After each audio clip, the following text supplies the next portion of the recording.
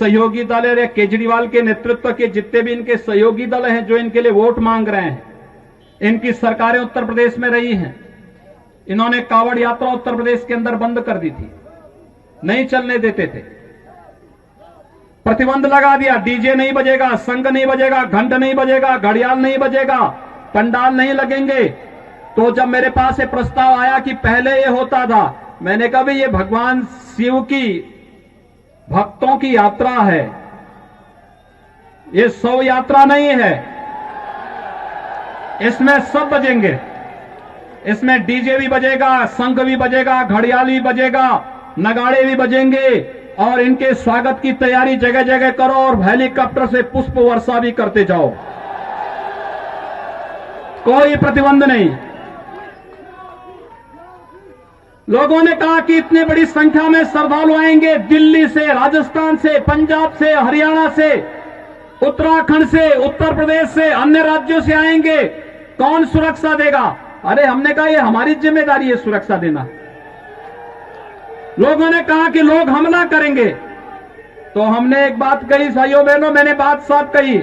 मैंने कहा देखो भाई, भगवान शिव की भक्तों की यात्रा है, कोई व्यवधान डालना चाहता है तो उसको तय करना है। अगर वो व्यवधान डालेगा हम उसको गोली से समझाएंगे, व्यवधान डाल करके दंगा कराएगा तो गोली उसको समझा देगी। और भाइयों बहनों, 4 करोड़ से अधिक श्रद्धालु आते हैं, कहीं भी कोई बाल बांका नहीं होता, बहुत शांतिपूर्ण ढंग से भजन गाते हुए लोग जाते हैं, शिवालयों में जलाभिषेक करते हैं। स्वामी विवेकानंद ने एक बात कही थी कि गर्व से कहो हम हिंदू हैं।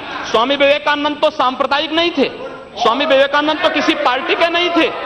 स्वामी विवेकानंद ने तो भारत का प्रतिनिधित्व किया था पूरी दुनिया के अंदर, और दुनिया के अंदर जो हिंदू आज पूरे देश के अंदर, पूरी दुनिया के अंदर अपनी सहिष्णुता के लिए पहचाना जाता था, आज उस हिंदू के साथ किस प्रकार का व्यवहार किया जा रहा है, वह कश्मीर से विस्थापित होता है, उसे कश्मीर से निकाला जाता है।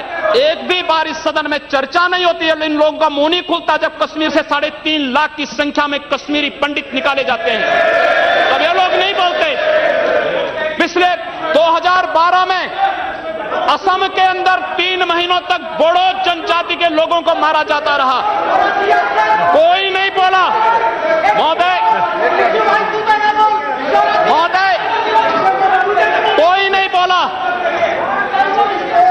जम्मू कश्मीर के बाद जम्मू कश्मीर के हिंदुओं के मारने पर कश्मीरी पंडितों को उनके घरों से बेदखल कर दिया गया, एक भी बार ये लोग बोले नहीं, इनको पीड़ा नहीं हुई। दुनिया के अंदर ये अपने आप में बिरला उदाहरण था जहां पर अपने ही देश में अपने ही जानने वाले लोग विस्थापित होकर के खाना बदोश की जिंदगी जी रहे हैं। उस शर्मनाक घटना की निंदा एक भी बार इन लोगों ने नहीं की।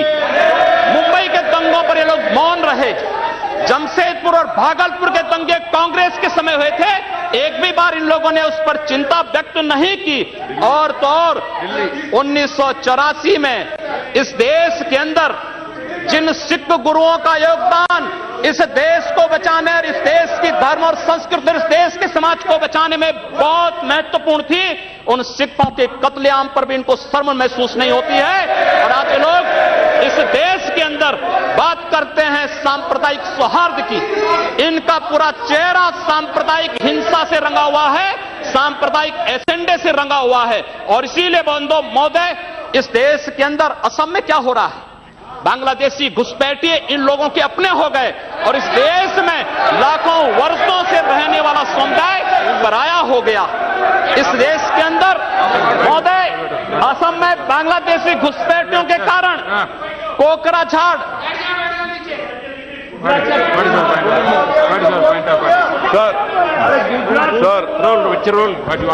Under Rule 376, sir, the honourable member, while giving statement in his speech, he mentioned about communal rights.